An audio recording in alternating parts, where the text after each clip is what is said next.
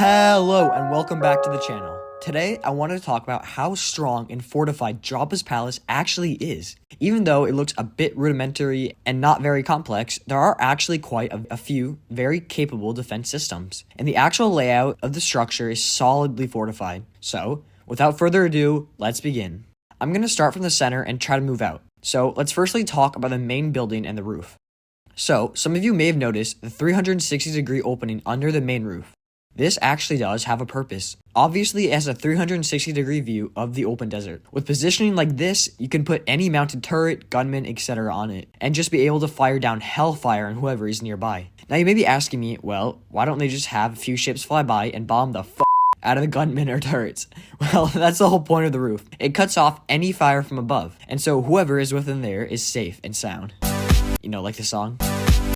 Anyways, with that taking away any fire from above, all they have is below, where the shooters above are so elevated above the ground that there are little to no angles to hit the high above gunmen or turrets stationed. And obviously, no troopers from the opposing side are getting up there without being taken down first, or they would have had to take the whole base by then. Now we're going to move down all the way below the main floor and take a look at Jabba's intricate tunnel system that was built by the ancient Bomar order, and I really mean ancient. They're pretty old. Anyways, I may make a video on them in the future if you guys want, or if I feel like I want to. Anyways, as you can see, there are various tunnel systems and rooms down there, and if you guys want, I can make a video on those too, so a lot of videos come out. For now, I just wanted to show you that even if the main floor is taken, that Jabba has plenty of rooms below that are hidden, so that he can hide during an attack on the palace. For example, you can see a tunnel going down to the dungeon area on the right-hand side of Jabba's throne room. Just there, he'd be able to get down there and be safe and sound.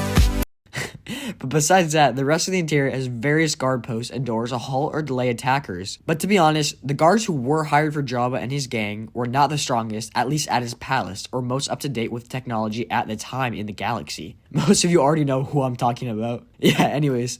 So let's just say they could handle a local invasion of some farmers or town folks. But if any real army were able to infiltrate, then Jabba would have almost no chance against them, unless he paid them off with some sweet credits. But all jokes aside, this has been proven in Return of the Jedi, where Luke, in reality, if he wanted, could take out Jabba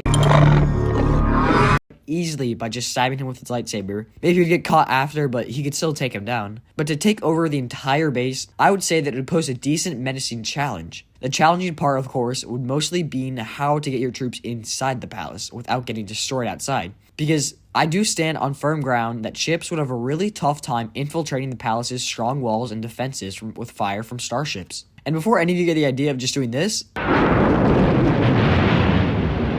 or this, we're not destroying Tatooine, okay? No. Unless...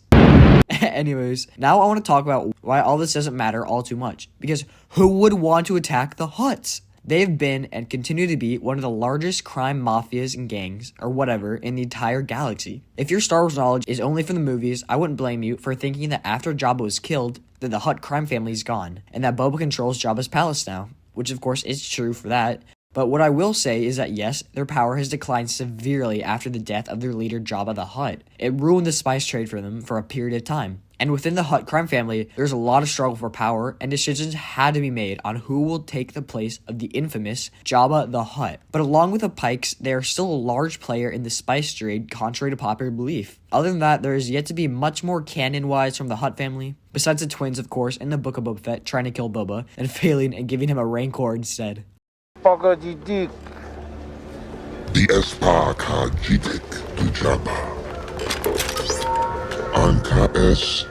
Overall, though, the Hutts are still a pretty menacing force within the galaxy. Though their powers declined slightly, or maybe a bit more slightly since Jabba died, and having to struggle to find a new leader, they are still a big threat in the spice trade, and if you mess with them, you obviously see that you won't come out safe and sound.